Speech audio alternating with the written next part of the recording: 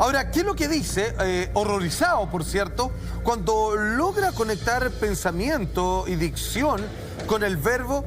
Esto lo dice la oficina del alguacil del condado de Riverside, donde fueron condados. Les repito, si no lo escucharon, esto sucedió en California, donde pareciera que es una ciudad dentro de las más mejores plantadas en términos de una vida relativamente equilibrada, digamos. No son grandes urbes que pueden enloquecer, por ejemplo, como otras capitales dentro de Estados Unidos. ¿Qué es lo que dice de parte de la oficina del alguacil?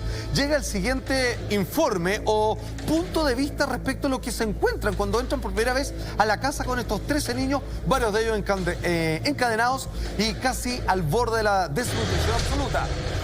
Los padres no pudieron dar una explicación lógica de por qué estaban sus hijos inmovilizados de esa manera. Más adelante dice, los agentes encontraron dentro de la casa lo que creían, atención, eran 12 niños, o sea, menores de edad, 12 infantes, pero se quedaron impresionados al descubrir que 7 de ellos en realidad eran adultos, con edades entre los 18 y 29 años. El de 29 años se veía claramente mayor y pensaban que los 12 restantes eran menores de edad, cuando obviamente iban de 18 para arriba, por lo menos 7 de ellos. Se ven felices en estas imágenes.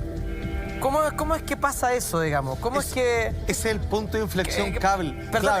En este momento, no sé si tiene esa información, pero en este momento, cuando nosotros se graba esto, ¿ya estaba sucediendo lo que comienza a suceder después de estas imágenes? Eso no ha sido del todo revelado, pero se entiende que no. Hay que entender de que ellos no han vivido, por ejemplo, el muchacho que tiene 28 años no vivió 28 años encadenado y comenzaron a seguirlo el resto de sus hermanos, hasta el menor que tenía 2. Sino que fue en un periodo que ya todavía no se ha dicho una cifra, pero se calcula, por lo menos, que ellos han estado viviendo así durante el último lustro, durante los últimos 5 años, y que podría llegar a extenderse en unas prácticas, voy a decirlo, de ensayo de parte de sus padres, de que podría llegar hasta los 8 años, ¿ok? Alfa, ¿y se sabe alguna información de lo que hacían habitualmente ellos? Por ejemplo, tenían trabajo, hay que sostener a 13 hijos, no lo hacían porque, bueno, estaban desnutridos, ¿no? Lo hacían porque era parte de esta norma rarísima que tenían en la casa o porque no les daba. ¿Cómo funciona eso? No les daba. Tenían problemas económicos. Hay que decir que el padre ya venía arrancando de una quiebra en un trabajo que no se ha hablado de él, pero era un empleado cualquiera, digamos.